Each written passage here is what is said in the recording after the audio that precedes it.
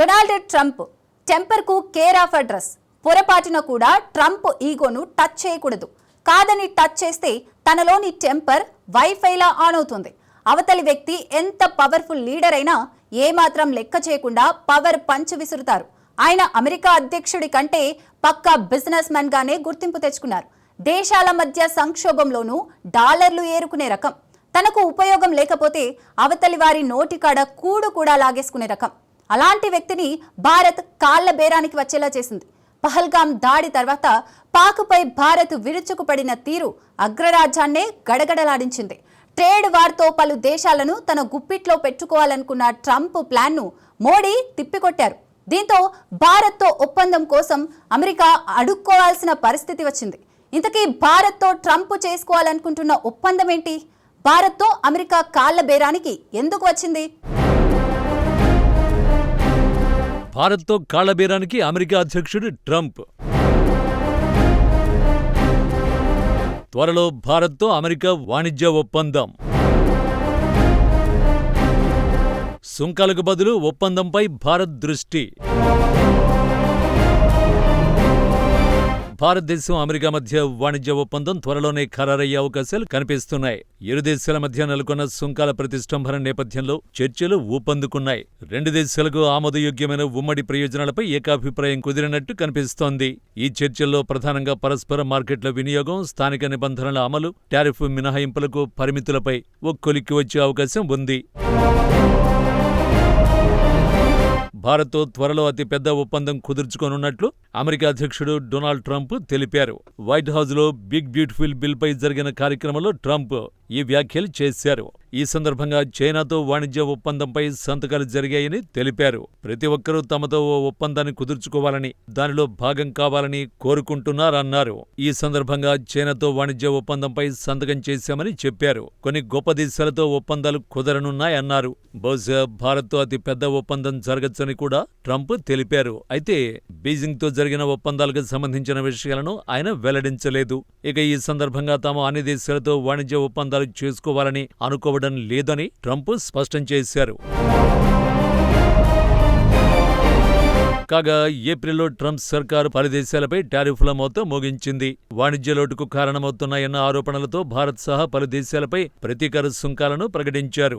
అనంతరం కొన్ని రోజుల పాటు ఈ సుంకాల అమలుకు అమెరికా విరామాన్ని ప్రకటించింది. చైనా మినహా ఇతర దేశాలపై ఈ సుంకాలను జూలై 8 వరకు 90 రోజుల పాటు నిలిపేశారు. సుంకాల నేపథ్యంలో అగ్రరాజ్యంతో ద్వైపాక్షిక వాణిజ్య ఒప్పందం చేసుకోవాలని భారత్ దృష్టి సారించింది.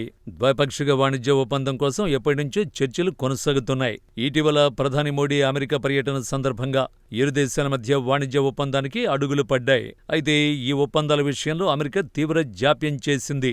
భారత్ చెప్పిన దానికి ఒప్పుకోవాలా అనేలా పోజు కొట్టింది.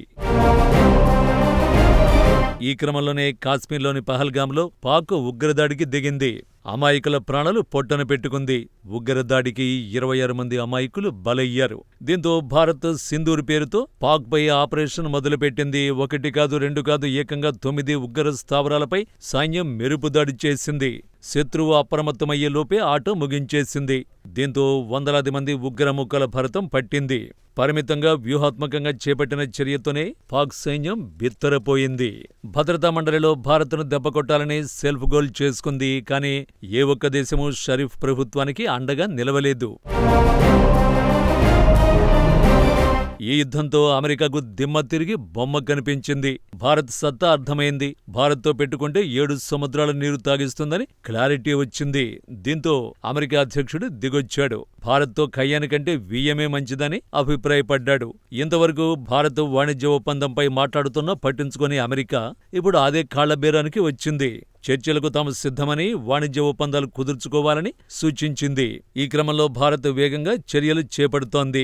ఈ నేపథ్యంలోనే పరస్పర ప్రయోజనాలకు అనుగుణంగా ఒప్పందం చేసుకునేలా దేశాధినేతలు అంగీకారం తెలిపారు. తమ వస్తువులపై అమెరికా విధించిన 26% అదనపు సుంకం నుంచి భారత్ పూర్తి మినహాయింపు కోరుతోంది. ఈ నేపథ్యంలో జూలై 8లోపు మధ్యంతర వాణిజ్య ఒప్పందాన్ని ఖరారు చేసుకునేందుకు ఇరు దేశాలు ప్రయత్నిస్తున్నాయని వార్తలు బయటకొచ్చాయి.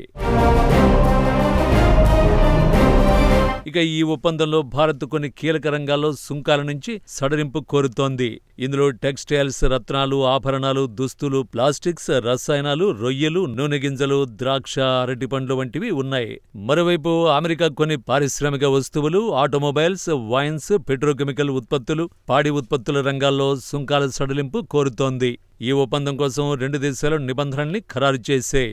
ఇందులో సుంకాలు, వస్తువులు, సేవలు, సుంకేతర అడ్డంకులు, కస్టమ్స్ వంటి అంశాలు ఉన్నాయి. ప్రతీకార సుంకాలు విధిస్తున్నట్లు ఏప్రిల్ 2న భారత ఉత్పత్తులపై అమెరికా అదనంగా 26% మేర టారిఫ్స్ ప్రకటించింది. అయితే జూలై 9వ తేదీ వరకు అంటే 90 రోజుల పాటు ఈ సుంకాల అమలును వాయిదా వేసింది. ఈ 90 రోజుల వ్యవధిని ఉపయోగించుకుని చర్చలను ముందుకు తీసుకువెళ్లాలని ఇరు దేశాలు భావిస్తున్నాయి. ఇక 10% బేస్ లైన్ సుంకం యథాతథంగా కొనసాగుతుంది. విస్తృతమైన వాణిజ్య లోటును తగ్గించేందుకు టారిఫ్ చర్యలు తీసుకున్నట్లు అమెరికా ప్రకటించింది.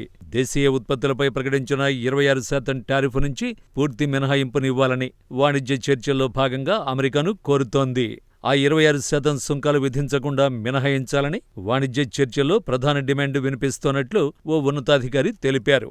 జూలై 8, 2025 లోపు ఇరు దేశాలు ఒక మధ్యంతర వాణిజ్య ఒప్పందాన్ని ప్రకటించే అవకాశం ఉన్నట్లు చెప్పారు.